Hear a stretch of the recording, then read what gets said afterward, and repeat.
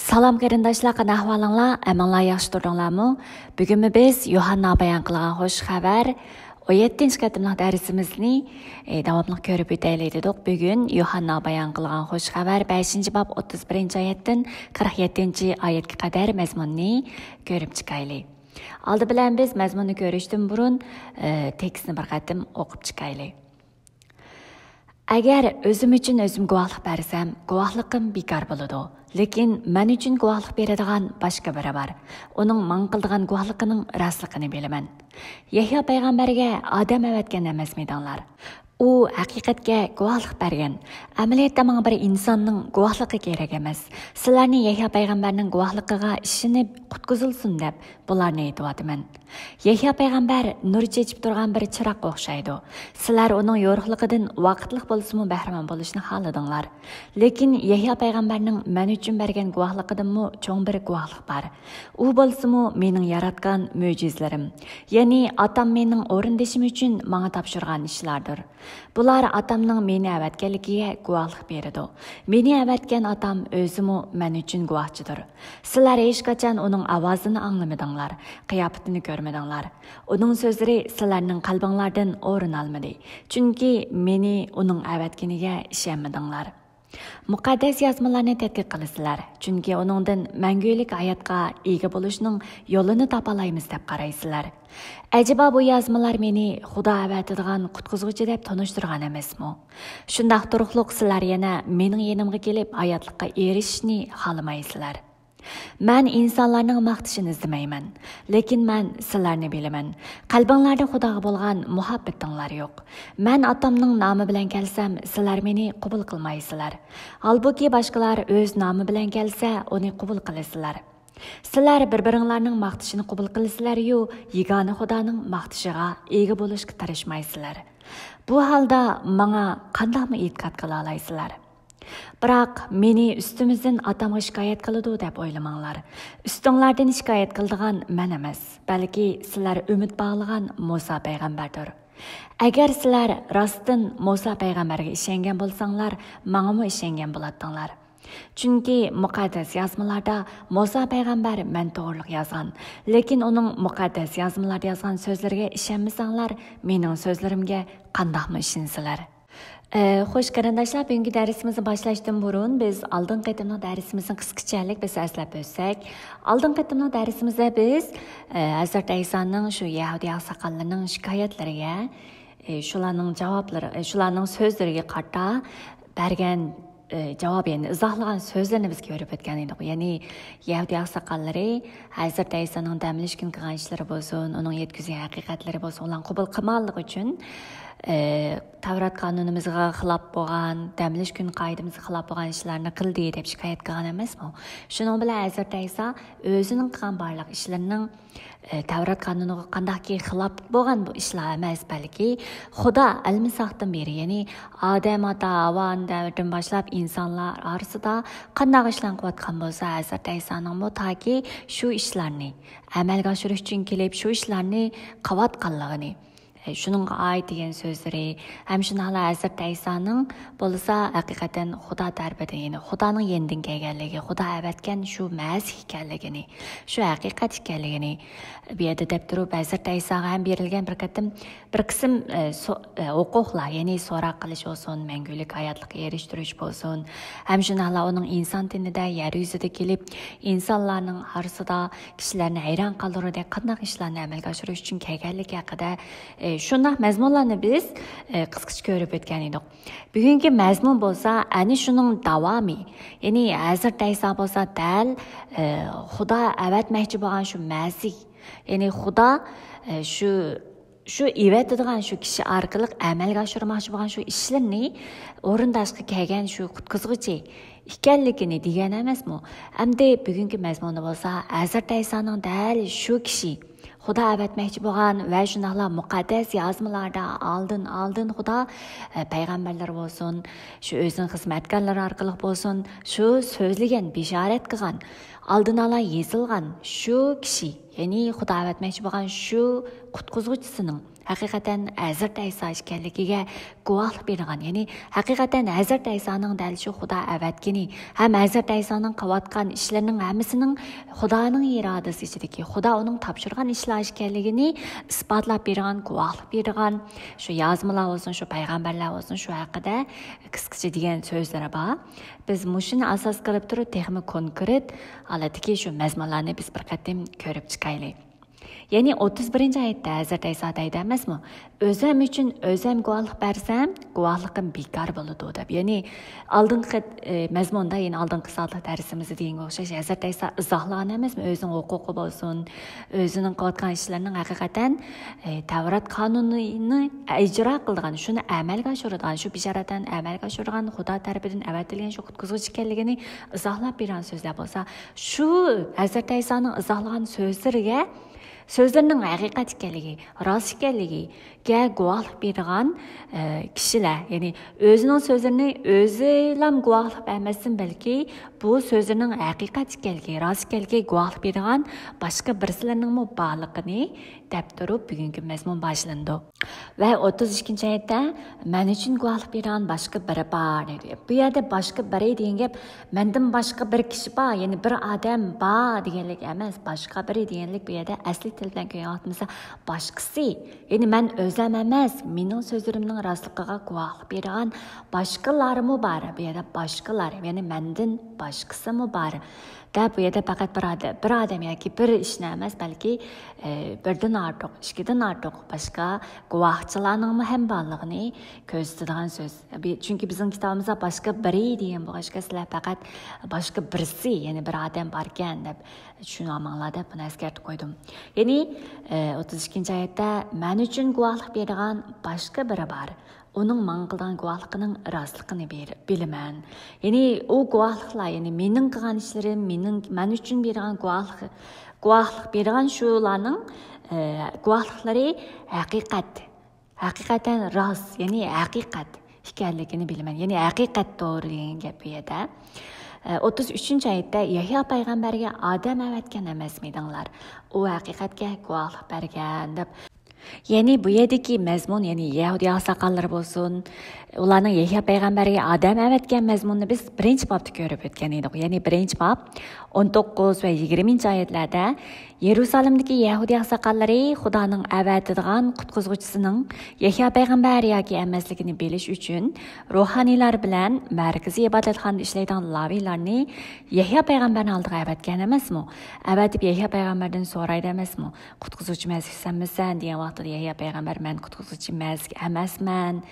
U mudamda kelguchi deb turib keyin o'sha birinchi bobda aytdi izchil Yahyo payg'ambarning Hazrat Aysoning o'zini oldiga kelayotganligini ko'rib, mana bu sizlar bu Xudoning avatadigan qutqizuvchisi, butkul dunyodagi insonlarning gunohidan ozod qilinish uchun hozirlangan Xudoning qo'zisi degan o'xshash nurg'un guvohlik so'zlarini biz birinchi bobda Yahyo payg'ambar qismini ko'rganmiz, biz inchki ko'rib o'tgan edik. Dal shuni eslab turib biz bu oyatni ko'rsak bo'ldi. Ya'ni Yahyo payg'ambarga odam avatgan emasmidinglar? Ya'ni qutqizuvchi samu yoki qutqizuvchi kimmi degan o'xshash shuna savol so'rashga odam avatgan emasmidinglar deydimizmi? 33. oyatda. Yani u haqiqatga guvohlik bergan deb, ya'ni Yahyo payg'ambar haqiqatga guvohlik bergan, ya'ni Masihning kim ekanligiga Yahyo payg'ambar aniq guvohlik bergan deb.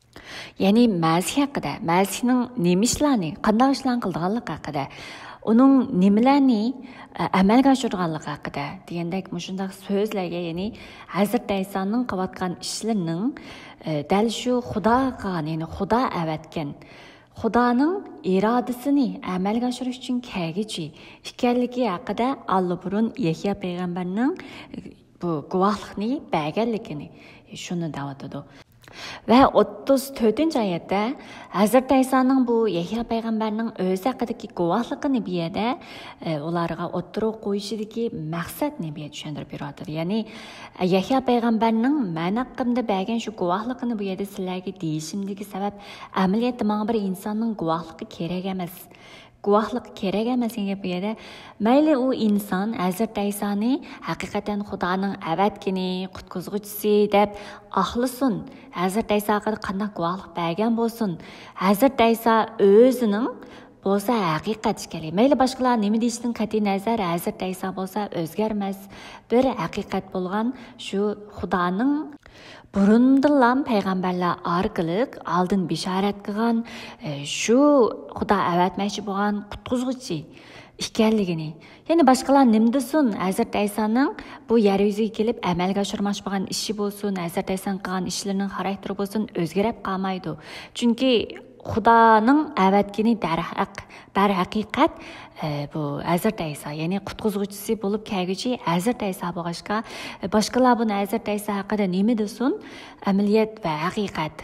Xudoning haqiqati bu o'zgarmas bo'lgan haqiqati Hazrat Ayso bo'lsa dal shu Xudoning irodasini amalga oshirish uchun kelgan qutqizuvchi Masih ekanligini deb turib, hamda bu yerda Yahyo payg'ambarning guvohligini Hazrat Ayso o'tirib qo'yishdagi maqsadi bo'lsa, insonlarning, ana shu johillikqa to'lgan insonlarning o'zlari shu birdan bo'lsin, biroz bo'lsin hurmatlagan shu Yahyo payg'ambarning so'zini anglab bo'lsinmi, shu johilligidan yenib, shu johillik ta'tirligidan yenib, Xudoning so'ziga quloq solib, qutqizishga erishsin deb bo'lsinmi, bu Yahyo payg'ambarning men haqida bergan guvohligini sizlarga da'vatman deb shuni da'vat yana Hazrat Aysoning bu Yahyo payg'ambarning o'zi haqida bergan guvohligini bularga izohlab berishaki, bularga deyishidagi maqsadining ana shu ishamayotgan, ana shu rad qilayotgan, ana shularning shu johilligini bildamasmi, shu johilligidan yenib bize quloq sepaqinglar, menga ishonmasanglarmi, sizlar hurmatlagan shu Yahyo payg'ambarning so'ziga ishinib bo'lsinmi,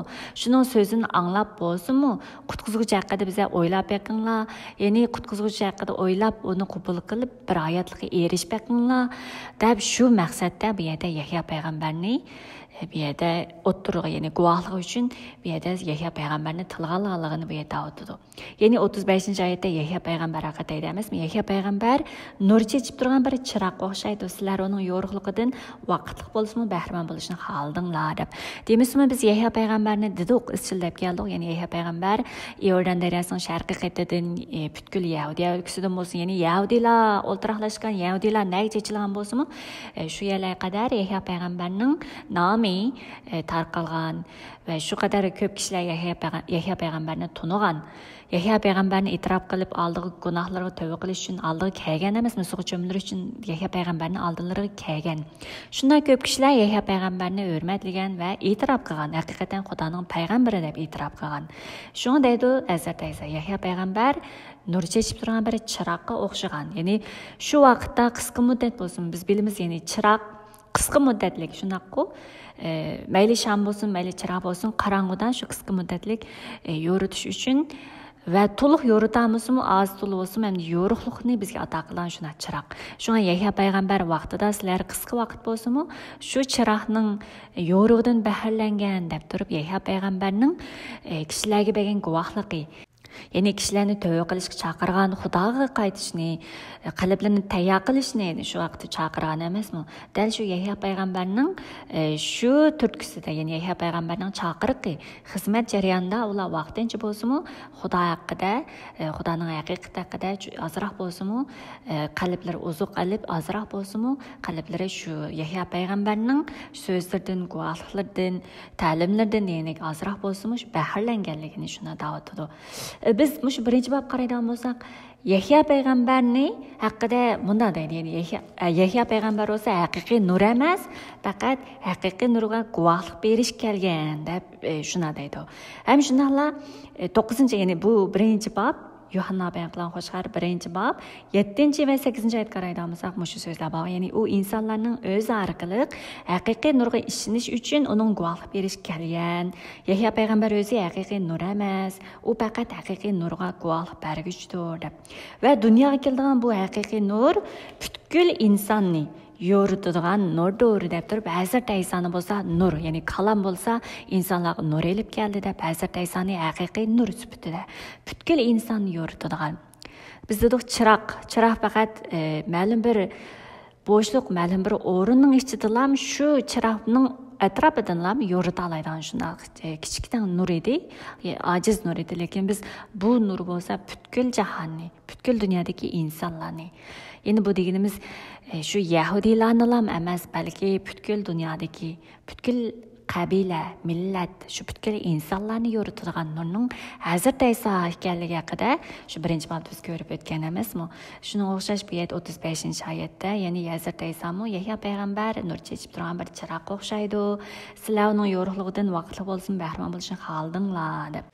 Shunga u shu vaqtda yetkizgan, ya'ni ta'limlari, guvohliklari shu Yahyo payg'ambarning shu so'zlariga, ya'ni sizlar hurmatlagan Yahyo payg'ambarni payg'ambar deb e'tirof qilgan shu Yahyo payg'ambarning so'zlariga ishinib, uning guvohliklariga quloq solib, Xudoning so'ziga quloq solsanglar, haqiqatan mening kim ekanligim, ya'ni mening shu Xudo tarafidan avatilganligimni, mening dal shu qutqizuvchi ekanligimni, mening sizlarning gunohlaringlar uchun gunohlaringlarning o'rniga qurban bo'lishga kelganligimni shuni tushunib va shu meni qabul qilib, menga itoat qilib, qutqizishga, ya'ni mangulik hayotga erishinglar deb turib shu maqsadda, ya'ni Hazrat Aysoni tunish uchun, ya'ni Hazrat Aysoning haqiqatan Xudo avatgan shu qutqizuvchi ekanligini tunib yetish uchun bu yerda Yahyo payg'ambarning guvohliklarini, Yahyo payg'ambarni bu yerda tilga olganligini biz ko'rib olamiz.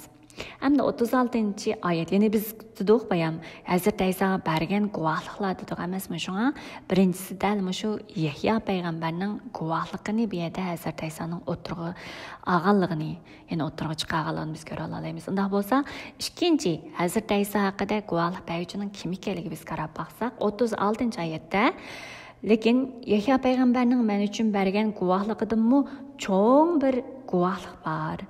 U bo'lsa-mu mening yaratgan mo'jizalarim. Ya'ni otam mening o'rindashim uchun menga topshirgan ishlardir deydi. Ya'ni Yahyo payg'ambarning guvohligidanmi cho'ng bir guvohlik bor deb. Ikkinchi bir guvohlikning bo'lsa, Hazrat Aysoning o'zining yaratgan mo'jizalari. Ham shundaqla shu Hazrat Aysoning, ya'ni Xudoning Hazrat Aysoga topshirgan ishlari, ya'ni Hazrat Ayso orqali Xudoning amalga oshirmoqchi bo'lgan irodasini dal shu o'zining haqiqatan Xudo tarafidan avatilganligini isbotlaydigan, guvohlik beradigan eng cho'ng guvohlik ekanligini bu yerda deydi. Bunday guvohlik demasmi? Shu Konayt kitoblarda bo'libmi Musa payg'ambarning bo'lsin, mayli bo'libmi biz nuqtali qaraydigan bo'lsak, qonun sharhi qaraydigan bo'lsak, qonun sharhi 18-bob 15-oyatdan 18-oyatni sizlar ayrim o'qib baqsanglar bo'ldi.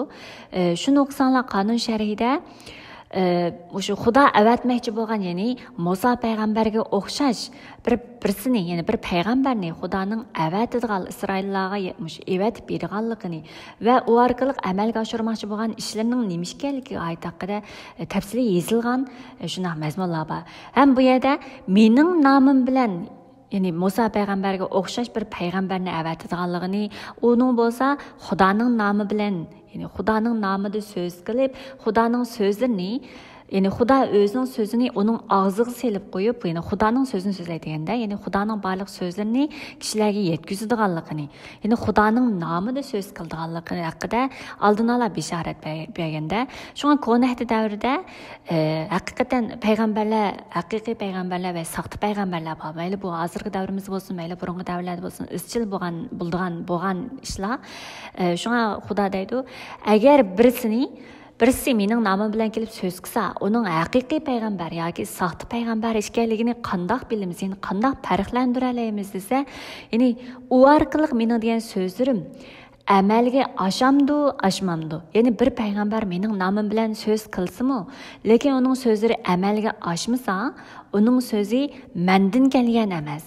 U faqat o'z xohishi bilan so'zlagan soxta payg'ambar bo'ldi. Shuning uning so'ziga parvo qilmanglar degan o'xshash shunday so'zlar bor. Buni sizlar konkret anglab baxmoqchi bo'lsanglar, qonun sharhi 18-bob 14-oyatdan 22-oyatgacha qadar mazmunlarni o'qisanglar, dal shu Xudoning avatmoqchi bo'lgan payg'ambar haqida va uni qanday farqlantirish haqida deyilgan so'zlar bor. Shu joyni bir o'qib baxsang, qonun sharhini bir qatim o'qib baxsanglar bo'ldi. Shuni o'xshash bu yerda ikkinchi qatimliq guvoh sifatida Hazrat Aysoning o'zining qilgan mo'jizalari, ya'ni yaratgan mo'jizalari va Xudoning uning orqali Hazrat İsa arkalık əməlgə aşırmışma işləri iradəsi, yəni Hazrat İsa'ya tapşırılan işlərinin Hazrat İsa'nın həqiqətən Xuda tərəfindən əvətilgənligiga guvohlik bergan, şu guvoh sifatida eng chong guvoh sifatida emas, buningdagi maqsad həqiqətən Hazrat İsa'nın dəl şu Xudoning so'zini amalga oshirish uchun kelganligi va Hazrat İsa qilgan ishlarning dəl şu burunlarda bishorat qilgan shu so'zlarni amalga oshirish üçün ekanligi bo'lg'achqa Hazrat İsa'nın yaratgan mo'jizalari, uning qilgan ishlarining dal Xudoning so'zini uning ustida amalga oshirgan ishlar. Bo'lg'achqa, ya'ni Xudoning so'zi uning qilgan ishlari orqali amalga oshirilgan bo'lg'achqa, bu Hazrat İsa'ning haqiqatan Xudo tarafidan avatilganligi guvohlik beradigan bir isbot bo'la oladigan shunday ishlardir. Shunga bunu biz şu yani saxta peygamber ve hakiki peygamber yani hakikaten Xudo avatgan kishi yani hakikaten Xudoning nomida kelguvchining so'zlarining amalga oshirilishi reallikqa aylanishi dal buning yani Xudo tarafidan avatilib Xudoning nomida kelguvchi ekanligini isbotlaydigan eng chong guvohlik emasmi? Shuni ko'zda tutib turib Hazrat İsa Yahyo payg'ambarning bergan guvohligidan cho'ng bir guvohlik bo'lsa, mening yaratgan mo'jizalarim va Xudoning menga topshirgan ishlari deb buni o'tirg'a oladi. Endi bu yerda mo'jizalar yaratgan mo'jizalari degan vaqtida nima uchun biz Hazrat İsa'ning yaratgan mo'jizalarini uning Xudo tarafidan avatilganligiga guvohlik beradigan shu ishlar deb ko'ra olamiz degan vaqtimizda biz dedik Yohanna bayon qilgan xush xabarda mo'jizlik belgidan 7 dona mo'jizlik belgi bor dedik.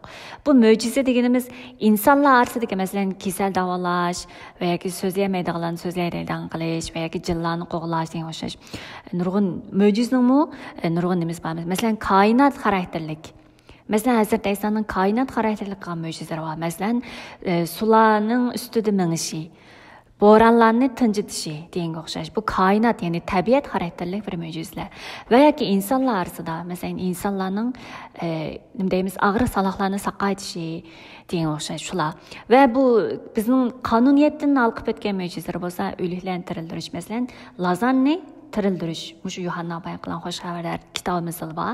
Lazarni o'limdan tirildirganligiga oid bu shunday bir qonuniyatdan olqilgan mo'jizalar bor. Ham shundaqla jinlar yana bir qorong'u kuchlarni bo'ysundirgan, ya'ni qorong'u kuchlarga bo'lgan shu huquqini ko'rsatib beradigan shu mo'jizalar bor. Ya'ni jinlarni qo'g'lab chiqargan degan o'xshash. Shunday mo'jizalar, har xil mo'jizalik belgilari bor dedik.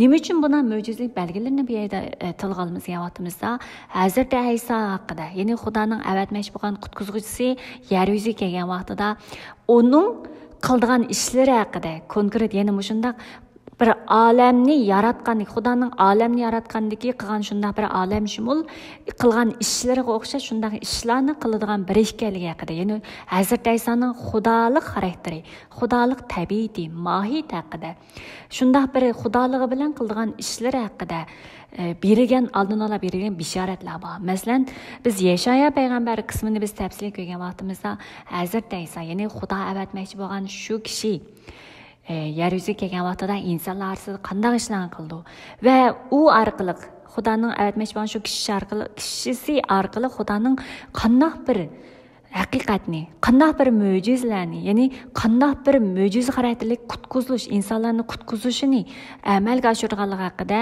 bu Yeshaya payg'ambar qismida nihoyat tafsiliy to'xtalgan mazmunlar bor. Shunga bu yerda Yahudiylar bu vaqtda Tavrat ustozlari bo'lsin, bu Yeshaya qism bo'lsin, mayli Tavratlar bo'lsin, shu qadar pishiq, shu qadar bular biladi bu so'zlarni, bu haqiqatlarni Xudoning so'zi haqida bular biladi.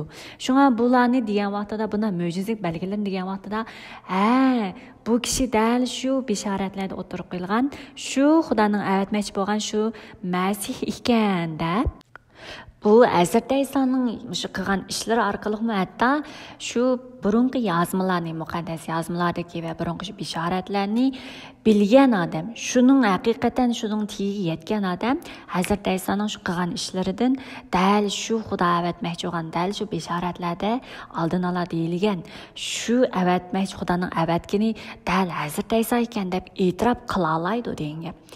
Shunga bu yerda Hazrat İsa mening yaratgan mo'jizalarim ham mening Xudoning avatganligiga guvohlik bergan guvohchi deb shuni deydi. Hamda Hazrat İsa'ga topshirgan ishlar. Yani Xudoning Hazrat Aysoga topshirgan ishlari, yani Hazrat Ayso orqali amalga oshirmoqchi bo'lgan irodasi, eng chong irodasi nima? Hazrat Aysoning inson tini sifatida yer yuziga kelishi, ya'ni inson dinida kelib, bizning gunohlarimizni o'z zimmasiga elib, bizning shu la'natlarimizni ölümge mahkum kılıngan biz, yani günah sebebinden biz Allah'ın ölüm yüzlengen insanlar emasmi? Biz şu ölüm yüzlengen ölüm cezası Allah'ın bizge belip bolgan şuna insanlarni Hazrat İsa özü insan, yani kalam insan dinide kelip bizning uchun bizning gunohlarimizni o'z zimmasiga elib, shu bizning uchun o'zi ölümni o'z ustiga elib, bizni bo'lsa shu ölümden mangulik hayotlikqa aparish uchun kelgan emasmi? Ya'ni bizni gunohlarimizni paklab, Xudoning huzuriga elib berish uchun, Xudoning oldiga elib kelish uchun, shu ishni tamomlash uchun kelgan emasmi? Dal shu ishlari. Ya'ni Hazrat Ayso orqali shu amalga oshirmoqchi bo'lgan Xudoning shu irodasi ham dal Hazrat Aysoning Xudo tarafidan avatilmoqchi bo'lgan. Xudo Alloh burun payg'ambarlar orqali guvohlik, ya'ni bishorat bergandiki, shu ishlar, shu mo'jizalar va shu ishlarning Hazrat Ayso ustida amalga oshirilishi. Muşu işler, Hazrat Aysoning o'zining o'rindigan muşu ishlari Hazrat Aysoning dal Xudo tarafidan avatilgan shu qutqizuvchi, dal Xudo tarafidan avatilgan Xudoning nomi bilan kelguchi shu kishi ekanligini isbotlab bergan, ya'ni guvohlik beradigan guvohchi deb berdi Hazrat Ayso. Shu mo'jiza bilan o'z orqali, Hazrat Ayso orqali amalga oshirgan ishni guvohchi sifatida berdi, o'tirib qo'ydi. Endi biz dedik, birinchilab Yahyo payg'ambarning guvohligini dedik. Ikkinchilab bo'lsa, bu mo'jizalari va Hazrat Ayso orqali amalga oshirmoqchi bo'lgan Xudoning ishlari, irodasini biz guvohchi sifatida, ikkinchi qatam guvoh sifatida oldik. Va uchinchisi bo'lsa, Xudo o'zining Hazrat Ayso haqida guvohchi bo'lganligini, ya'ni guvohlik berganligini o'tirg'a oldi. Masalan, 37-oyat qaraydigan bo'lsak, meni avatgan otam o'zimi men uchun guvohchidir deydi. Ya'ni biz Məncə sizlər esinglərə alaysizlar, məşə 4 xoş xəbərini biz oxuyan vaxtımızda bu söz bizə nəhayət iniq yadımıza keldi, yəni esimizə keldi.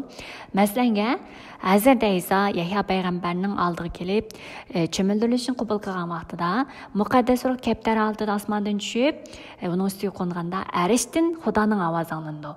Ya'ni sen mening suyimlik o'g'lim, men sendan xursandman degan ovoz anglandi emasmi? Mana bu Xudoning Hazrat Aysoning dal shu Xudo tarafidan avatilganlik guvohlik bergan Xudoning guvohligi hisoblandi. Ya'ni buni biz Luqa bayon qilgan xo'sh xabar 3-bob 22-oyatda bu mazmunni biz ko'ra olamiz. Ham shundaqla Markus bayon qilgan xo'sh xabar 1-bob 11-oyatda dal bayon qilgan mazmun, ya'ni sen mening suyimlik o'g'lim, men sendan xursandman degan Xudoning guvohligini biz ko'ra olamiz. Hem onundan başqa Markus bayon qilgan xo'sh xabar 9-bob 7-oyat qaraydigan bo'lsak, Hazrat Ayso faqat 3 shogirdini olib taqqa chiqdi emasmi? Taqqa chiqqan vaqtida shu yerdalar, ya'ni shogirdlarning oldidalar, uning yuzi nurlanib, shu vaqt kimlar ko'rdi? Musa payg'ambar bilan Ilyos payg'ambar bilan Hazrat Aysoning paranglashayotganligini 3 shogird ko'rdi. Ya'ni Petrus, Yaqub, Yohann uchisi buni naq maydonda ko'rdi emasmi? Shu vaqtda hem bulutlarını ularni şu esnada bulut qaplab elib, Xudoning ovozini shu vaqtda bulam anglaydi. Ya'ni Markus bayon qilgan xo'sh xabar 9-bob 7-oyatda shu esnada bir parcha bulut paydo bo'lib, ularni qaplab oldi. Bulutdan Xudoning bu mening suyimlik o'g'lim, uning so'ziga quloq solinglar degan ovozi anglandi deb turib, bu yerda Xudoning Hazrat Ayso haqida, yani bu mening suyimlik o'g'lim, uning so'ziga quloq solinglar. Yani u mening suyimlik o'g'lim, mening avatganim, mening yegona o'g'lim deb turib, Hazrat Ayso haqida guvohlik bergan Xudoning so'zlarini ham biz xo'sh xabar qismidan biz ko'rib olamiz. Dal shunga o'xshash Xudoning Hazrat Aysoga guvohlik berganligini ham bu yerda o'tirg'a oladi. Şunun bilan deydi-da 37-oyatning davomini ko'rsak, sizlar hech qachon uning ovozini anglamadinglar, qiyofatini ko'rmadinglar, uning so'zlari sizlarning qalbinglardan o'rin olmadi, chunki meni uning avatganiga ishonmadinglar deydi.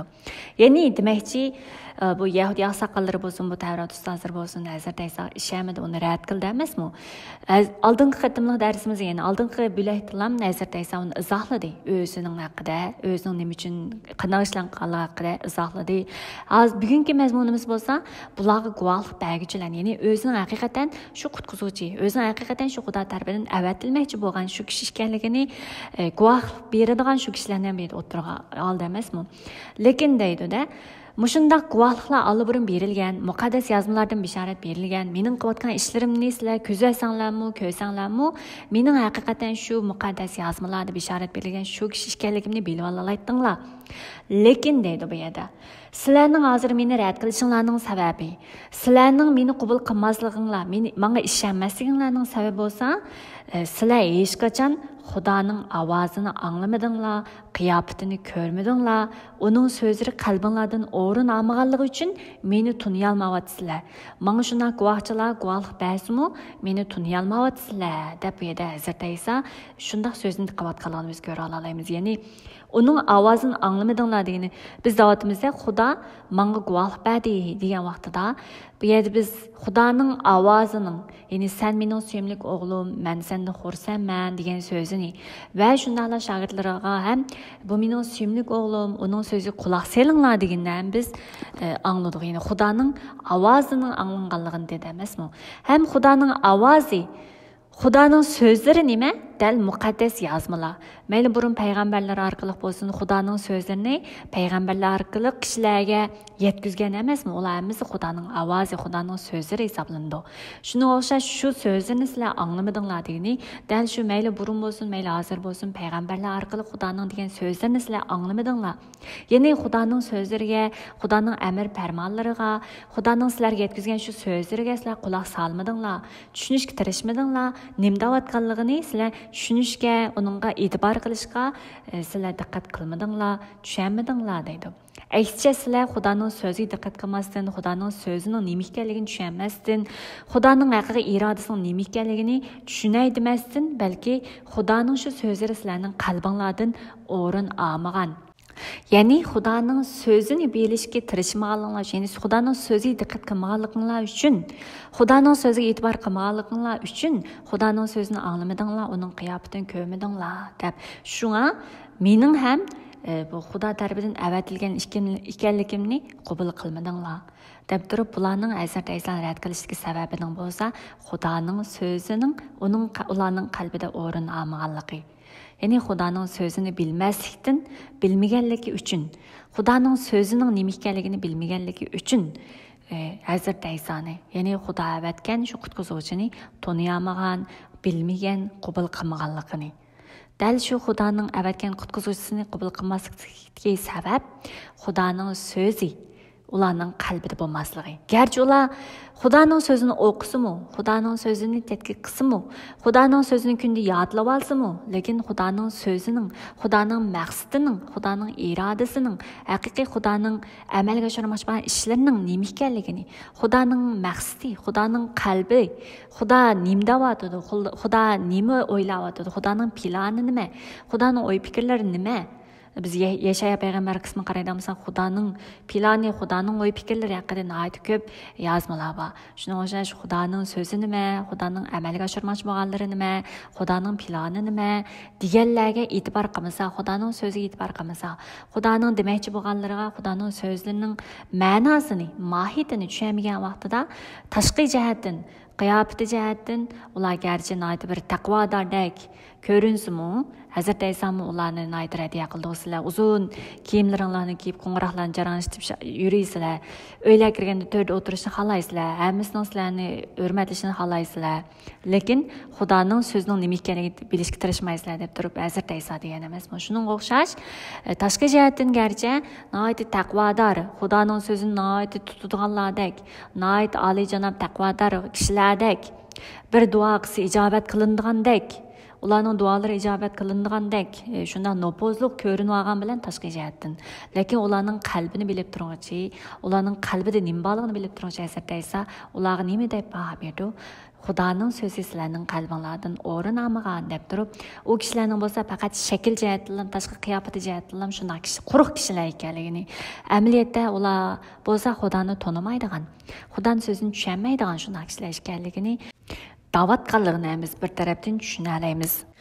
Bu oyatda Yani 37. ayette sizler hiç kaçan onun avazını anlamadınlar, kıyafetini görmedinler dese bu kıyafeti dese şekil emez. Yani Xudoning şeklini görüş, çırayını görüş emez. Belki ifadelenip çıkışı. Mesela Xudoning sözünün qandaq reallik aylanışı. Xudoning sözü qandaq qilib, yani Xudoning sözü qandaq qilib bizning hayotimizda, turmushimizda namoyon bo'ldi.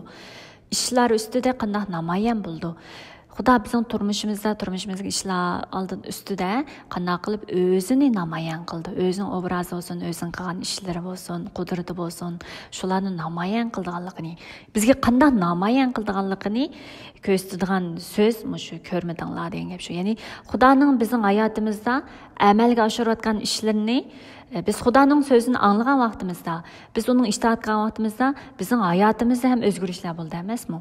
Bizning hayotimizda cho'ng o'zgarishlar bo'ldi. Bizning hayotimiz, kunlik turmushlarimiz da biz Xudoning bizning orqali bizning hayotimizda ish qilayotganligini biz ko'ra olamiz. Dal shuni ko'zda tutib shuni demoqchi. Shunga bu yerda ya'ni Xudoning ovozini anglamaganligi uchun uning qilayotgan ishlarini yoki uning sözlerinin ifadelenip çıkışını, yani bizim hayatımız ifadelenip çıkışını görmedinler. Yani hayatınlarda, yani aranlarda qandaq işlerini, Xudoning qandaq işlerini qilayotganligini görmedinler. Aranlarda Xudo özünü qandaq namoyon qilayotganligini görmedinler deydi.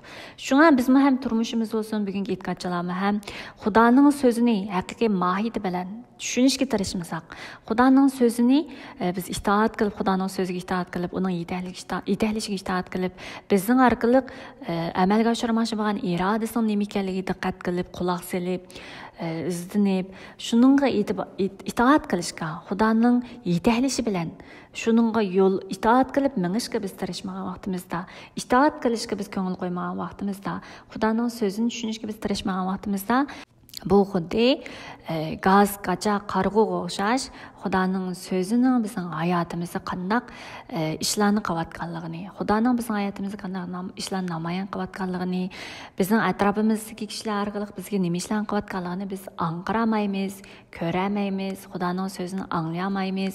Xudoning so'zini muqaddas kitobni kunda o'qisaqmi uni bundoq ekan degan bilan uning Xudoning bizga yetkazmoqchi bo'lgan so'zlarini, hayotimizda bizga demoqchi bo'lgan so'zlarini, bizning orqali amalga oshirmoqchi irodalarini biz tushunmaymiz.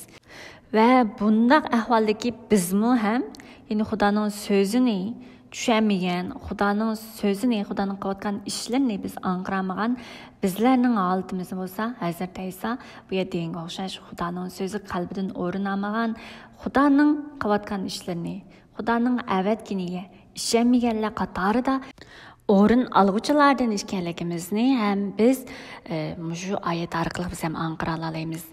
Xo'sh, davomini ko'rsak 39 oyatda muqaddas yozmalarni tadqiq qilasizlar, chunki uningdan mangulik hayotga ega bo'lishning yo'lini topa olamiz deb qaraysizlar.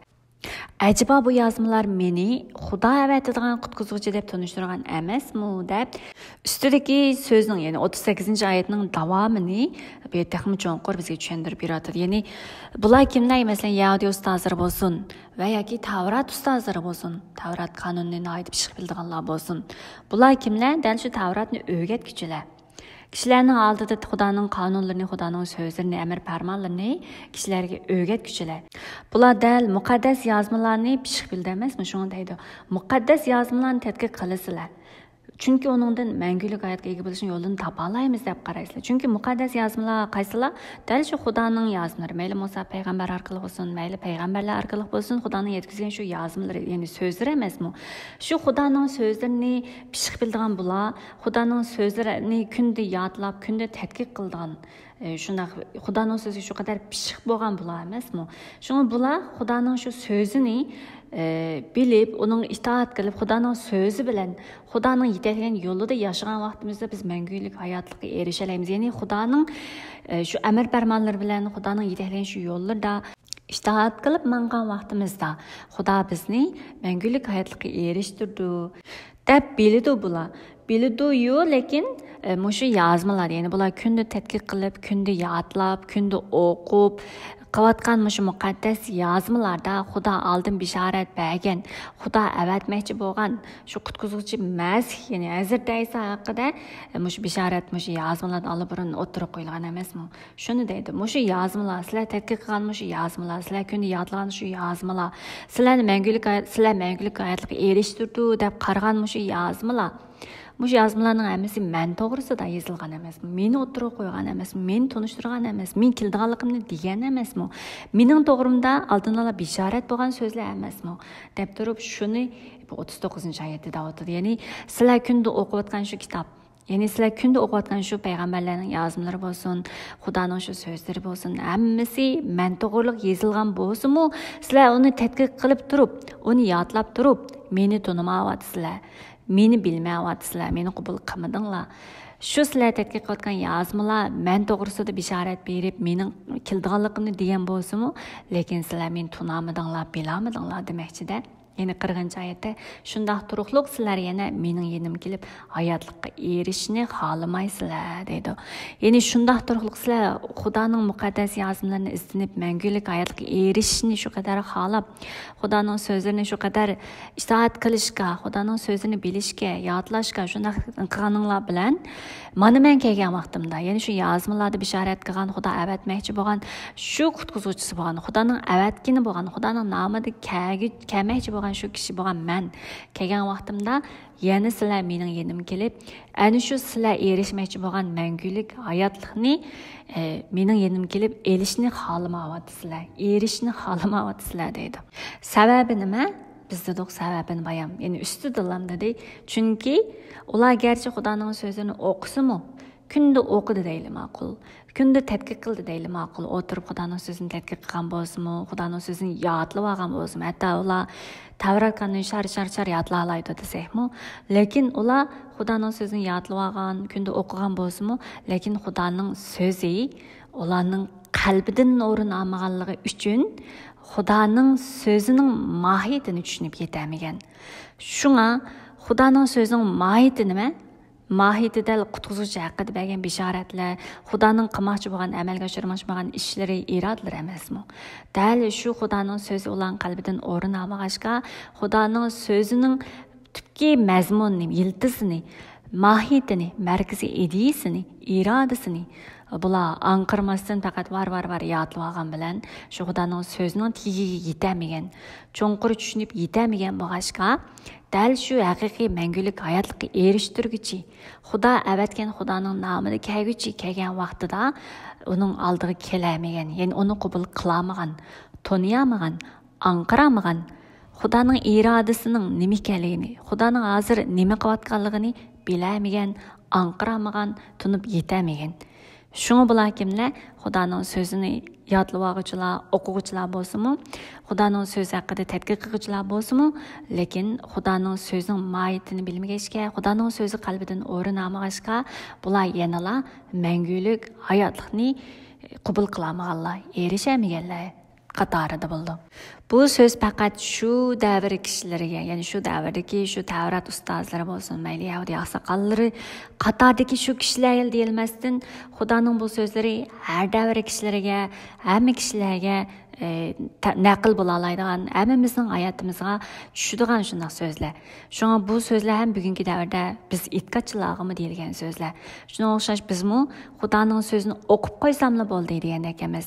Va yoki islomdagi shunday bir e'tiqodchilik hayotimizni davomlashtiriblam, faqat islomda bor emasmi? Var yodlab namoz o'qiganda shu berilgan 5 vaqt namozning shu berilgan shu oyatlarni yodlab duo qilib namoz o'qisam bo'ldi. Degan o'sha shunday bir shakl jihatdan yoki bir turoqliq bo'lgan shunday bir narsa emas. Xudoning bu bizning e'tiqodimiz bo'lsa, bir hayotiy kuchga ega. Xudo bilan personal holatdagi munosabat bog'laydigan bir e'tiqod.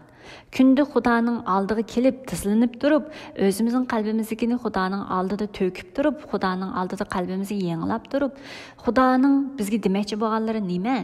Muşu muqaddas so'zlar orqali, muqaddas kitobdagi so'zlar orqali bugun menga demoqchi bo'lgan nima? Undaqda men hayotimda qandaq ishlarni Xudoning so'zi bilan isloh qilib, o'zgartib, tavba qilib va Xudoning so'zi bo'yicha haqqoniylarcha yashashim kerak, men amal qilishim kerak deganlarni biz kunda o'ylanmasak, bizmi dal mushu Tavrat ustozlari bilan Yahudiy saqallarining qatorida turib qolmiz degan gap. Şuna Xudo bilan kunda personal munosabatni bog'lab, Xudoning oldiga kelib, Xudoning so'zini o'qib qo'ysamli bo'ldi demay, ibodatlarga qatnashib qo'ysamli bo'ldi demasdan. Xudoning so'zi menda va men azartaysan e'tiqod qilman deb, e'tiqod qildim deb qo'ymasdan. Biz qandaq qaytadan törilishga erishishimiz kerak. Xudo bilan personal munosabatga bog'lanishimiz kerak. Xudo bilan ana shunday yaqin munosabatni, qo'rqmay Xudoning oldiga kelib Xudo bilan kunda yaqin munosabatni bog'lay oladigan shunday bo'lishimiz kerak. Bo'lmasa biz o'zimizning e'tiqodimizni tekshirib beqishimiz to'g'ri keldi. Biz haqiqatan e'tiqodchimi? Haqiqatan Hazrat Aysoni tunug'ichimi? Hazrat Aysoni haqiqatan tunib turib uning e'tiqod qilg'ichimi yoki eg'zidan e'tirof qilg'ichilar qatoridimi? Xudoning haqiqatan shu muqaddas ruhi mening qalbimdan o'rin olib, meni haqiqatan qaytadan to'rilishga erishtirgan, men shunday bir e'tiqodchimi degan narsalarni biz kunda o'zimizning e'tiqodimizni tekshirishimizga to'g'ri keldi. Xo'sh, o'sha so'z chiqlab qoldi. Keyingi mazmun, ya'ni 41-oyatdan 47-oyat bo'lsa, dal mushu kishilarning qalbidan Xudoning so'zi o'rin olmagan emas, bularning qalbida Xudoning so'zini o'rin olmagan Aksicha bularning qalbida nimalar bor degan narsani konkret ko'rsatib bergan bo'lak dal 41-oyatdan 47-oyatgacha bo'lgan mazmunlar. Masalan, deydi 41-oyatda men insonlarning maqtashini izlamayman deb. Bu yerda maqtash deganimiz men insonlarning e'tirof qilishi, olqishlashi, insonlarning shon shuhrat berishi, ya'ni nom atoq menga berishini, insonlarning olqishlashini, meni maqtab, meni haqiqat bo'yicha ish qiluvchi deb turib, meni qabul qilib, meni e'tirof qilib, meni maqtashini men izlamayman. Ya'ni insonlar tarafidan maqtanishni, ya'ni insonlarning menga qanday qarashini men izlamayman deydi. Lekin men sizlarni bilaman deb bayamqi bu qalbidan Xudoning so'zi bularning qalbidan o'rin olmagan kishilar bo'lsa, qandaqligini, bunday kishilarning qandaqligini bu yerda hamda 42-oyatda deydi. Men sizlarni bilaman, qalbinglarda Xudoga bo'lgan muhabbatinglar yo'q deb. Masalan, biz Hazrat Aysoni biz 2-bob 24-oyatda biz Hazrat Ayson bo'lsa kishilarning qalbini bilguchi deb, 2-3-boblarda biz jiq o'tirib olgan, ya'ni o'tirib qo'yib turib so'zlagan edik. Masalan, 2-bob 24-oyatda Hazrat Ayson butkul insonlarning qalbini bilgachga ularga ishonmaydi. İnsan tabiiy haqida hech kimning uning bir narsa deb berishning hojati yo'q edi. Chunki u kishilarning ko'nglida nima bor ekanligini biladi degan emas. Ya'ni bizning qalbimizni, o'y fikrlarimizni, niyat maqsadlarimizni hammasini ko'rib turuvchi Xudo deymiz. Dal Hazrat Ayso o'zi Xudo bo'lg'achqa insonlarning qalbini, ko'nglida nimalarni xiyol qilayotganligini, nimalarni maqsad qilayotganligini ko'rib turuvchi bo'lg'achqa 42-oyat. Men sizlarni bilaman, qalbinglarda Xudo bo'lgan muhabbatinglar yo'q deydi. Ya'ni sizlarning qalbinglarda Xudoning so'zi o'rin olmagan deb bayon degan emas, 38-oyat, 37-38-oyatda. Endi 42-oyat bo'lsa, qalbinglarda Xudo bo'lgan muhabbatinglar yo'q deb. Demasmi bu muhabbat, ya'ni Xudo bo'lgan muhabbat bo'lgan vaqtida biz Xudoning so'zini suyib turib, qiyinchilik bo'lsa-mu, qiyin o'tganlar bo'lsa-mu, javr jafo bo'lsa-mu, mushaqqatlar bo'lsa-mu, Xudo bo'lgan sevgimiz, muhabbatimiz bo'lgan vaqtimizda biz xo'shallik bilan javr jafolar bizga javr jafo hisoblanmaydi. Shunga o'xshash suyib turib, Xudoning so'zini suyib turib, biz hayotimizda amalga oshirishga va Xudoni sevgan bo'lishga, Xudoning muhabbati qalbimiz bo'lgan vaqtida biz har vaqt kishilar mayli qanday desin bizni, mayli biz turmushimizda qanday qiyinchiliklar uchraylik, Xudoning muhabbati bo'lishga qiyinchiliklar bizga qiyinchilik bilinmaydi, javr jafolar bizga javr jafo bilinmaydi. Aksicha hamma ishlarni biz xo'shallik bilan, ya'ni Xudoga bo'lgan muhabbatimiz, ya'ni Xudoning sevgisi, Xudoning biz bilan birga bo'lishi bilan biz qiyinchilik his qilmasdan biz Xudo bilan shu qadar xo'shal qoram o'tkazamiz. Ham Xudoning muhabbati, biz Xudoning muhabbatini his qilgan vaqtimizda Xudo bilan shunday mehr muhabbat ichida personal munosabatda bog'langanligimizni biz bilgan vaqtimizda, Xudo bilan sevgimiz bor vaqtida biz turmushimizga har qanday qiyin o'tganlar, ba'zan vaqtlarda biz hayotimiz taqilib qolgandek, hamma ishlar tatmayotgandek, hamma ishlar bizga ta'tir bo'layotgandek, Jahon bizga qarshi, hamma kishilar bizga qarshi atlangandek biz eskigan vaqtlarimiz bo'lsa-mu, shundaq ishlarga duch kelgan vaqtimiz bo'lsa-mu, biz Xudoning muhabbati ichida turgan vaqtimizda bu ishlar bizga qiyinchilik bilinmasdan bu jahon bizga shu qadar qarshi kelgan bo'lsin, bu qarshiliklar, bu jahonlar bizga bu qarshi turgan bu kuchlarning bizga nisbatan hech qancha arzimas kuchlar ekanligini, chunki hammani yaratgan, butkul jahonni boshqaruvchi, butkul jahondagi hamma kishilarni bilguchi, hamma ishlarni o'rinlashtiruvchi, hamma ishlarni o'zining plani bo'yicha o'rinlashtiruvchi va bizni shu mehr muhabbati bilan o'zining birga bo'lish bilan qo'g'dovchi, shu Xudoning biz bilan birlik ekanligini, Xudoning shu sevgisi, mehr muhabbati ichida ekanligimizni esgan vaqtimizda bizning qalbimizni tinchlik, ham shundaqla Xudodan kelgan shu xo'shallik, tinchlik ve aramlıq bilen biz şu qiyinchiliklarni, şu o'tganlarni biz o'tkaza olamiz. Ya'ni stress elib yoki g'am qilib, qo'rqinish ichida qo'rqib, o'zimizni yoshirib, undaq qilib ketmasakmi, biz Xudoning yetaklashida, Xudoning mehr muhabbati ichida turgan vaqtimizda Xudo bizni yetaklaydi va qanday ishlarni biz qilishimiz kerakligini, qanday ishlarda biz ehtiyot qilishimiz kerakligini biz anqira olamiz. Ya'ni anqira oladigan qaysi ishlarning to'g'ri, qaysi ishlarning xato ekanligini, qaysi yo'lning to'g'ri, qaysi yo'lning xato ekanligini, qanday kishilarning yaxshi kishilar, qanday kishilarning haqiqiy kishilar ekanligini anqira oladigan shunday anqirash qobiliyatini bizga ato qildi. Shunday bo'lg'achqa, ya'ni Xudo bizga anqira oladigan kuch va shundaqla bizni yetaklayotgan mehr muhabbatidagi shunday bir kuch qudratni bizga bergan bo'lg'achqa, biz Xudoning mehr muhabbati ichida turgan vaqtimizda hayotimizda har qanday o'tgan va hozirgi bo'libmi biz Uyg'urlarning vaziyati shu qadar qiyin ahvollar ichida bo'lsa-mu, biz bulardan hargiz qo'rqinish his qilmaymiz va yoki bulardan bir andisha his qilmaymiz.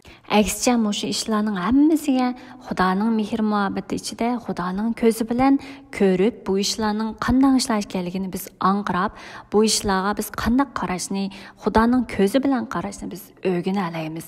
Xudoning ko'zi bilan bu ishlarimizga, bizning vaziyatimizga, ahvollarimizni qaragan vaqtimizda Xudoning irodasini biz ko'ra olamiz, planini biz ko'ra olamiz.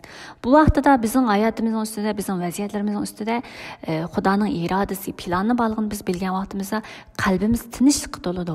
Xudoning irodasini bilgandan keyin, Xudoning planini bilgandan keyin, ham shunday Xudoning o'sha planlarini cho'qim amalga oshirganligini biz bildigan boshqa, ishdan boshqa bizning qalbimiz cheksiz tinchlikka, aramlıqqa to'ladi. Shunga biz vaziyatimizni, ahvollarimizni Xudoning ko'zi bilan ko'rib turib, yaxshi o'tkaza olamiz. Va vaziyatimizning ahvoli ostida biz o'zimizning qanday o'rinda turayotganligimizni, biz o'zimizning nima qilishimiz kerakligini, mushunday ahvol, mushunday vaziyat ichida Xudoning biz orqali nima ishlar qilmoqchi bo'lganligini biz ham Xudoning ko'zi bilan ko'rgan vaqtimizda anqira olamiz. Shuningga o'xshash, ya'ni qalbimizda Xudo bo'lgan muhabbat, qalbimizda Xudoning so'zi o'rin olganda, bizda Xudoning mehr muhabbati ichida Xudo bilan qurilgan personal munosabat bo'lgan vaqtimizda biz haqiqatan shu muqaddas kitobda o'tirib qo'yilgan o'xshash Xudoning shu qizlari, malakalari, podshohlik salohiyati yaratilgan Xudoning shunday farzandlari ekanligimizni, Xudoning farzandlari bo'lgan bizga butkul dunyomi qarshi chiqolmaydigan, butkul dunyodagi har qanday ishlarni bizning oyog'imizning ostida tispikadigan shunday bir mavjudot ekanligimizni, biz haqiqiy e'tiqodchilarning Hazrat Aysoga tava bo'lgan, Xudoning farzandi deb atalgan, Xudo tarafidan chaqirilgan, tanlangan bizning haqiqatan dal shu har qanday ishlar bizga tang kelmaydigan, har qanday ishlar bizning oyog'imiz ostida tispikadigan shunday bir mavjudotlar ekanligimizni biz his qilib yeta olamiz demoqchi. Xo'sh, biz davomini ko'raylik. Bunda birdan inchki yeyishib buni o'zimiz tatbiqlab qilamiz desak, bek uzarab ketyapti hozirmi? Bir soat vaqt bo'lib qolibdi. Shunga biz oxirgi oyatni biz qisqa ko'rib o'taylik, oxirgi qismlarni. Ya'ni men otamning nomi bilan kelsam, sizlar meni qabul qilmaysizlar, albatta boshqalar o'z nomi bilan kelsa, uni qabul qilasizlar. Sizlar bir-biringlarning maqtishini qabul qilsizlar, yo'q, yagona Xudoning maqtishiga ega bo'lishga tirishmaysizlar. Bu holda men qanday e'tiqod qila olasizlar deydi. Ya'ni haqiqiy Xudoning xizmatkori. Masalan, biz biraz tasavvur kuchimizni ishga solib, biz bir podshohlik kinosini ko'ryapmiz deylik. Podshoh o'zining elchilarini, masalan, boshqa bir elga elchilikka avatadi deylik. Va yoki podshoh o'zining sarkardasini vazirlarini başqa bir ishqa, başqa yerga yo'llaydi. O'zining xatini yezib, muhrini besib, başqa yerlarga uqtirish uchun avatidi. Dal shu vaqtda shu avatilgan kishi, ya'ni avatgan elchisi var emasmi? Elchisi qo'lida olib kelgan bu xat padişahning xati va padişahning muhr bo'lg'ashqa bu xat, ya'ni bu padişahning amri bo'lgan shu xat. Buni o'qigan vaqtida bu kishi, bu elchi o'zining nomida o'qamdi yoki padişahning amr farmoni sifatida padişahning nomi bilan o'qamdi. Bu kishi albatta padişahning amri budur deb turib, padişahning amri bo'yicha o'qiydi. Biz qarasak payg'ambarlarmi shunday. Bu Xudoning nomi bilan so'z qildi payg'ambarlarmi? Payg'ambarlar hargiz o'zligidan o'zining nomi bilan so'z qilmaydi. Shuning o'xshash Hazrat Aysomi, men otamning nomi bilan kelsam, sizlar meni qabul qilmaysizlar, lekin boshqalar o'z nomi bilan kelsa, uni qabul qilasizlar degani bu yerda. Ya'ni otamning nomi deganimiz, biz bayam dedik Qonun sharhi 18 babda 15-oyat 18-oyatga mazmun qarasak, Xudo o'zi degan, men sizlarga kelgusida Musa payg'ambarga o'xshash bir payg'ambarni evatman. U mening nomimda mening so'zimni yetkazadi. Ya'ni men so'zimni uning og'ziga solman, mening nomimda boradi deb shuna degan emasmi? Dal shuning amalga oshiruvchi sifatida Hazrat Ayso deydi. Otamning nomi bilan keldim. Otamning nomi bilan so'zladim. Lekin sizlar meni qabul qilmadinglar deb. Lekin boshqa kishilar o'z nomi bilan kelsa uni qabul qilsizlar, ham shunaqla bir-biringlarning maqtishini qabul qilsizlar deb. Ya'ni inson tabiati nima desa, inson tabiati har qachon gunohkor tabiat sababidan o'ziga markazlashgan. Shunga insonlar qanday desa, ko'z oldidagi, ya'ni insonlar o'zining doirasi ichida, shu doirasi ichidagi kishilar orasida e'tirof qilish uchun, ya'ni boshqalarning o'zlarini e'tirof qilishini, ham shunala boshqalar oldida o'zini ko'rsatish, o'zining qobiliyatini namoyon qilish, o'zining haqiqatan boshqalardan ustun ekanligini isbotlash yoki o'zining boshqalar insonlar orasida nom-obro' qozonishini, boshqalarning o'zini maqtashini, e'tirof qilishini, boshqalarning o'ziga qarab olqish chalishini, boshqalarning o'zini maqtashini, shunday narsalarni tabiiy holatda inson mohiyati, inson tabiati shularni izlaydi. Yani bu insanlar arasidagi havoyi havas, arzuyi havas. Yani insanlar bir ömür, sizlar diqqat qilsanglar, insanlar bir ömür izdindigini, bir ömür qo'g'lab tirmishib qildigan ishi nima desa, dal shu. Boshqalar oldida o'zini yuzini yo'riq qilish, boshqalar oldida utuq qozonish, boshqalar oldida o'zini namoyon qilish, boshqalar oldida o'zining qobiliyatini isbotlash. Hatto ikki odam bir egasimi bir-birining ustidan o'zini, ya'ni o'zining qandaq aloyligi, o'zining qandaq ustunligi, o'zining qandaq qaltis odam ekanligini isbotlash uchun o'zining shunday maqtash tegishli narsalarni so'zlab birga keldi. Ya'ni birga kelsa so'zlaydigan so'zi shu. Va yoki birga kelsa boshqalarning shu nacharliklarini, boshqalarning kamchiliklarini g'ajaydigan ishlar. Bular nayt umumlashgan insonlar orasidagi ishlar emasmi? Dal shunga o'xshash bular insonlarning nayt bir tabiatiga singib ketgan gunohkorlar bir tabiatda. Shunga birosa boshqalarning oldida o'zi maqtashga erishish va yoki birosa o'zidan sal ustun aloyligini ko'rgan bo'lsa, u odamning ustunligi, aloyligiga hasad qilib, uni toza g'ajaydi. Toza yay urishga, toza tushirishga shuna tirishadi. Mana bu insonning gunohkorlar tabiati emasmi?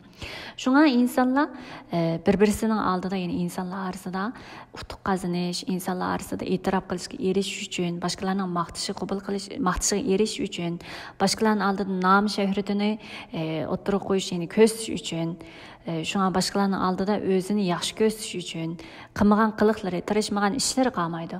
Shunga bu insonning butun umr, insonning ya'ni tirishib barish qilgan ishlarining markazi, ya'ni chiqish o'rni nima desa dal mushu. Shunga o'xshash insonlar bir-birining maqtashiga erish uchun tirishib izdinda emasmi? Dal bu Hazrat Ayson da'vatgani shu. Sizlar shu insonlar orasida bir-biringlarni qabul qildirish uchun, shon shuhrat, maqtash, nom obro'y, e'tirof qilish qatorliq narsalarga erishish uchun, insonlarning o'zi sizlarni olqishlashiga erishish uchun shunday tirishsizlar-yu, lekin shu Xudoning, yegona Xudoning maqtashiga ega bo'lishga tirishmaysizlar, ya'ni izdanmaysizlar. Bundaq ahvolda qandaqmi meni qabul qila olasiz, menga e'tiqod qila olasiz? Ya'ni Xudoning maqtashiga, Xudoning e'tirof qilishiga, Xudoning qabul qilishiga tirishadigan insonlar qanday insonlar? Faqat Xudoning qabul qilishiga, faqat Xudoning o'zini e'tirof qilishiga balvaqlaydigan, shuningga diqqat qiladigan, shuningga e'tibor qiladigan insonlar bo'lsa, insonlarning nima deyishidan qat'iy nazar, insonlar uni mayli chalma kesak qilsin, mayli insonlar uni e'tirof qilsin, qilmasin, mayli insonlar uning ustidan, uning oqidan g'aybat shikoyat qilsin, parvoyi palak holatda Xudo bo'lgan muhabbati bilan Xudoning uningga topshirgan vazifasini markazlashtirib, Xudoning uningga bergan shu ishini tamomlashga markazlashtirib, o'zining hayotini, o'zining barcha kuchini, qudratini bo'lsin, o'zining barcha hayotini, barcha zehnini bo'lsin, nimaga markazlashtirgan, dal shu Xudoning topshirgan ishiga markazlashtirib, insonlarning qanday baho berishi, insonlarning nima deyishi bilan kor bo'lmasdan faqat qanday ahvolda bo'lsin, faqat Xudoning irodasini ko'zlab, Xudoning irodasini nishon qilib, Xudoning o'ziga topshirgan vazifasini, o'zining hayotining haqiqiy ma'nosi, haqiqiy ahamiyati, o'zining hayotlik yo'li qilib turib, Xudoni ko'zlab, Xudoning irodasini ko'zlab yashaydiganlar. Shunga bular faqat Xudoning maqtashini kutadigan, Xudoning o'ziga bo'lgan so'ziga, Xudoning o'zini bag'rib esishiga, shuni talab qilgan, shuni kutadigan kishilardir. Shunga bular Xudoning so'zini o'zining qalbiga bukkichilar, Xudoning so'zi ularning qalbidan o'rin oluvchilar, Xudoni sevgichilar bundaqlar. Lekin insonlarning ko'ziga qarab, insonlarning ko'zining ichiga qarab, insonlarning maqtashiga erishishni xohlab, insonlar orasida shon shuhratga erishishni xohlab, insonlarni xushal qilishni xohlaydigan insonlar qanday? Shu insonlar orasida shon shuhrat qazanishga, insonlar maqtashiga erishishni xohlaydigan boshqa, insonlar nimani xohlaydi? Insonlar nimani olqishlaydi? Hozir insonlar nimani ko'zlab ketyapti? Insonlar nimani o'zining xushallig'i deb qaraydi? degan shu narsalarga markazlashtirib, insonga markazlashtirib, insoniyat dunyosidagi ishlarga markazlashtirib, insonlar xushal bo'ladigan ishlarga markazlashtirib, shu ishlarni izlab insoniyat dunyosiga markazlashtirib yashaydiganlar. Insonlarga markazlashtirish, insoniyat dunyosiga markazlashtirish bu degan bir, ya'ni inson tabiati gunohkor bo'lg'achqa, insonlar o'zining xushalligi deb biladigan ishlar dal shu gunohkor tabiatidan kelib chiqqan arzuyi havas, havoyi havaslar bo'lg'achqa, bunda havoyi havaslar muqaddas kitobda nima deydi? Insonlarning unda arzu havaslari bo'lsa, dal shu qurib ketadigan o't chepga o'xshaydi. Insonlarning ishlari bo'lsin, insonlarning planlari bo'lsin, insonlarning qilayotgan ishlari bo'lsin, hammasi dal shu o't chepga qurib ketdi deydi emasmi? Shunga o'xshash insonlarning bahosiga markazlashtirish, insonlarning bu olqishiga erishishni uchun tirishish, bunday ishlarning hammasining behuda ishlar ekanligini, bundaq kishilar hargiz Xudoning so'zini tunib yetishga, Xudoning so'ziga e'tibor qilishga, Xudoning so'ziga diqqat qilishga, Xudoning so'zining nima ekanligiga tushunishga ko'ngil qo'yadigan insonlar bo'lmag'achqa, Xudoning so'zini tunib yetalaydigan insonlar emas ekanligini bu yerda da'vatidi. Shunga bu yerda Hazrat Iso dedi emasmi? Xudoning so'zi qalbidan o'rin olmaganlar, Xudoga bo'lgan muhabbati yo'qlar deb bularni dedamas sizlar muqaddas kitobni izlaganinglar bilan, yodlaganinglar bilan, muqaddas yozmalar orqali mangulik hayotga erishishni xohlaganinglar bilan Xudoning so'zi qalbinglardan o'rin olmagan, Xudo muhabbatinglar yo'q deb bularni ninqiyotidi, bularning qalbidagi narsalarni bu yerga o'ttirib chiqarib beryapti-da. Shunga bu yerda 45-oyatda deydi. Biroq meni ustimizdan otamga shikoyat qildi deb o'ylab qolmanglar. Ya'ni sizlarning mush qilgan ishlaringlar haqida otamga, ya'ni Xudoga meni shikoyat qildi deb o'ylab qolmanglar. Ustinglardan shikoyat qilgan men emas, balki sizlar umid qilgan Musa payg'ambardir deydi.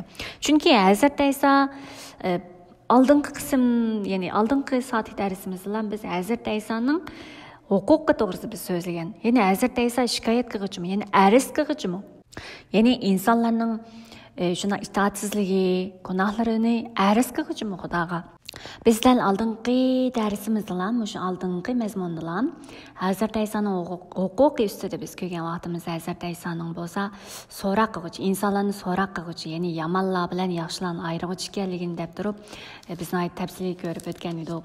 Ham shularning nimalarini hukm qiluvchi ekanligini, ya'ni oxirgi zamonda bo'lsa, dal shu Hazrat Isoning insonlarni so'roq qiluvchi ekanligini, ularni hukm qiluvchi ekanligini, ya'ni Başqa endi Luqa bayon qilgan qo'shqalar bo'lsa, Hazrat Aysoni Yahyo payg'ambar nima deydi? Saman bilan bug'doyni ayirib o'tga tashlag'uchi. Ya'ni ayiruvchi saman bilan bug'doy deganimiz nima? Dal shu saxta itqachilar bilan haqiqiy itqachilarni ayiruvchi. Gunohkorlar bilan haqqoniylarni ayiruvchining dal Hazrat Ayso ekanligini. Shunga Hazrat Aysoning dal shu haqiqati bo'yicha so'roq qiluvchi ekanligini biz ko'rgan edik. Amdi aris qiluvchi. Yani insanların günahları üstüdün, insanların kıganmış yamanlıkları, biz hemimiz bilimiz, hayatımız, yaşamadığımızda soruğu bağ, Xuda adıldır, her birimizin kıgan işler üstümüzde, Xuda'nın aldığı biz hesap kitap yerimiz dedik, emes mi? Delmiş hesap kitap boyunca yani biz arız kılıcı. Mesela bizim hayatımızda biz ovalcılıkla uçursak, o adam mundamda kıldı, bana mundamda yamanlıkla kıldı deyip durup biz o adamın kılan yamanlıklar üstünden biz arız kılmız, emes mi? Dәл шуның оқшаш, yani Xudanın sözünü yetkizgen bolsunmu, Xudanın sözünü işenmey, qabul qilmay, o kişiye, yani Xudanın əvətken şu kişiye qılmagan yamanlıqları, qılmagan eskilikleri qılmagan kişiler bolsa, dәл şundaq işler boyunca əriz qılğıcı kim o degan atıda Hazrat Ayso deydimiz. Men sizlərning şu man qılğanlıqlarınlar üstüdün əriz qılğıcı emasman. Men eksçe biz aldığın saat dərsimiz ko'rganimizga o'xshash Hazrat Ayso bolsa eksçe so'roq qilg'uchi, ayırıcı, hüküm kılıcı ekanligini. Aksicha shikoyat qiluvchi, yani arz qiluvchi bo'lsa, dal Musa payg'ambar ekanligini deydi. Ya'ni deydi, Musa payg'ambarga ishongan bo'lsanglar, menga ishongan bo'ladinglar, chunki muqaddas yozmalarda Musa payg'ambar men to'g'ri yozganda. Biz bayon izchil bugungi soatimiz izchil dedik, ya'ni qonun sharhida Musa payg'ambar Hazrat Ayso haqida bergan shu bishorati bor. Ya'ni qonun sharhi 18-bob 15dan 18-oyatlarni o'qib chiqsanglar bo'ldi. Shu joyda ya'ni Musa payg'ambar deydi, menga o'xshash bir kelgusida Xudo menga o'xshash birsini yevatdi, menga o'xshash bir payg'ambarni yevatdi, menga o'xshash birsini yevatdi. U Xudoning nomida kelguchi, Xudoning so'zini, ya'ni Xudoning so'zini u Xudo o'zining so'zini uning og'ziga solib, Xudoning so'zini so'zligichi degan o'sha shunday so'zlar bor. Shunga Musa payg'ambar nima uchun shikoyat qildi desa, dal shunga o'xshash. Endi Musa payg'ambar deydi, men allaburun Hazrat Ayso haqida bishorat bergan. Men allaburun Xudoning o'sha qilmoqchigan ishlari haqida kishilar Xudoning menga degan so'zlarini kishilarga to'liq yetkazgan.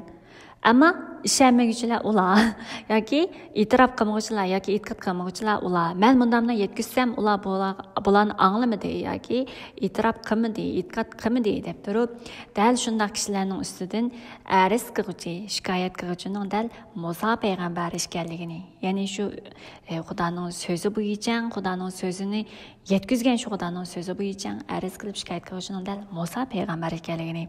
Hazrat Ayso bo'lsa arz qiluvchi shikoyatchi emas, balki oldingi soat ko'rganimizga o'xshash, dal shu Musa payg'ambarning shikoyati bilan, albatta bu shikoyatmi bor va Hazrat Ayso o'zimi biladi. Shunga o'xshash Hazrat Ayso bo'lsa so'roq qiluvchi, kishilarni so'roq qilib, ularni ayiruvchi ekanligini biz bilib olaymiz. Xo'sh, eng oxirini ko'rsak, lekin uning muqaddas yozmalarda yozgan so'zlariga ishonmasanglar, mening so'zlarimga qandoqmi ishinsizlar deb. Chunki endi bu Yahudiylar men burun degan Musa payg'ambarni o'zining eng ulug' payg'ambarlarning biri deb ko'rdi. Endi Musa payg'ambarni eng ulug'laydigan payg'ambar, Yahudiylar eng ulug'laydigan payg'ambar dal Musa payg'ambar.